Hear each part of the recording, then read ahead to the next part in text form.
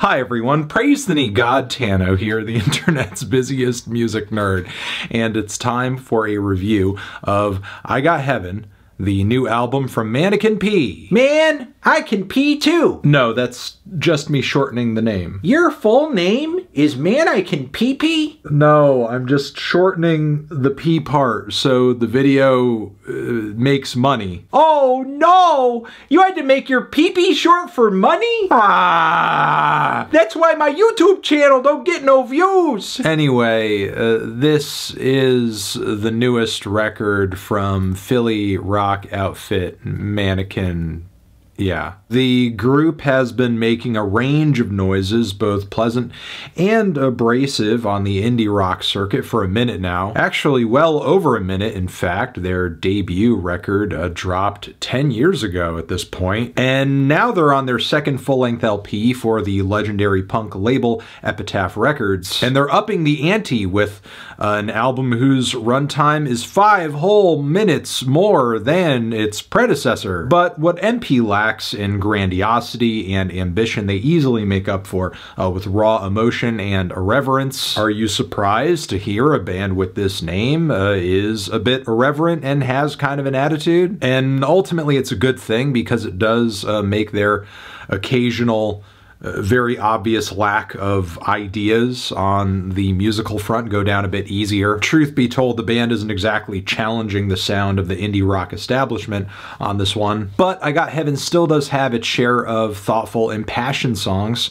with strong performances, and the occasional hardcore ripper as well, like Okay, Okay, Okay, Okay, or the track Of Her, which reaches almost melt banana levels of noise rock chaos. There's also a similar rage radiating off of the song Aching too, which is a mosh pit anthem whose lyrics are very deeply horny-brained. But don't assume that just because this track is loud and fast and short that there's not layers to it and the record in general. I mean, rewind back to Okay, Okay, Okay, Okay, and read into some of the Heal and Learn wordplay. And to go back to Aching, this track very much works into a grander theme throughout the record around sexual power and dynamics, switching very aggressively away on this track from other moments on the record that are a lot more thirsty, a lot more yearning or desiring, lusting, finding yourself in much more of, I guess, a submissive position where you're in need of something. And these feelings around love and lust and desire and dominance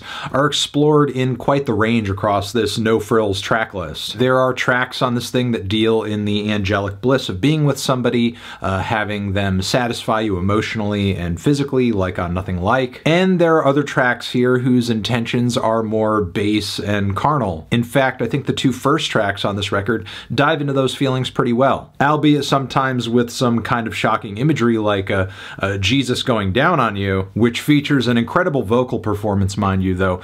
You can't really sing lines like that half-heartedly. Loud Bark also has a slowly intensifying quality about it that is amazing too, and this song really kind of adds to a really essential narrative point on the album about being romantically untamable in a sense, which is a pretty stark contrast emotionally from songs deeper into the record like I Don't Know You, which instrumentally is a bit bland, but I do like the stickier lyrical refrains on the track, the wintry indie folk verses, and how flirty and shy a lot of the lyrics on the track come across too. Because again, despite the band lacking a bold and instantly recognizable sound, a lot of the time on the songwriting side, they are nailing it, both melodically and lyrically, though I will say sometimes they do come up short, like on the song Sometimes, which does hit you with a thrilling, distorted, blown-out ending. And emotionally, it's pretty clear this track speaks to a general sense of restlessness, but it's really just a general one, as the lyrics don't really get that specific, plus the "oh sometimes" hook on the track.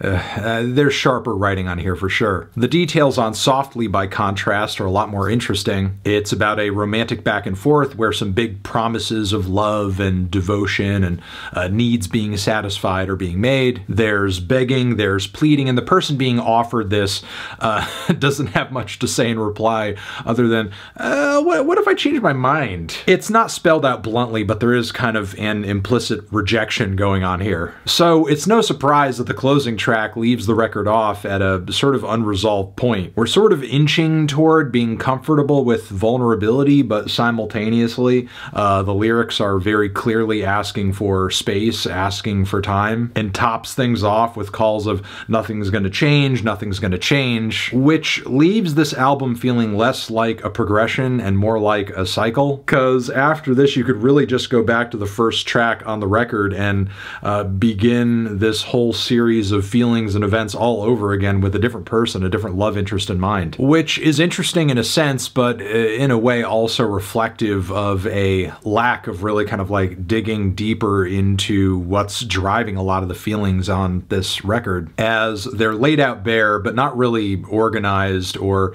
explored all that deeply, just kind of strewn about somewhat chaotically like a tornado hit them at some point. And while it's clear there are patterns and themes going on here, they're not really put together in a way that makes them feel greater than the sum of their parts. Combine that with a handful of tracks that I think are just kind of okay, pretty average by indie rock standards, really pass by like the breeze. On top of all that, the record itself is kind of scant too. But even with all those issues, there's a lot of great highlights on this LP. Starts strong, ends pretty strong too. The punkier cuts are hard-hitting and exciting. More variety and a completely explored concept I think would have made this more top tier. But as it currently is, I Got Heaven is pretty damn good. I'm feeling a decent 2 strong 7 on this one. Transition, have you given this record a listen? Did you love it? Did you hate it? What would you rate it? You're the best, you're the best. What should I review next? Hit the like if you like. Please subscribe and please don't cry. Hit the bell as well. Over here next to my head is another video you can check out. Hit that up or the link to subscribe to the channel. Anthony Fantano, I Got Heaven, forever.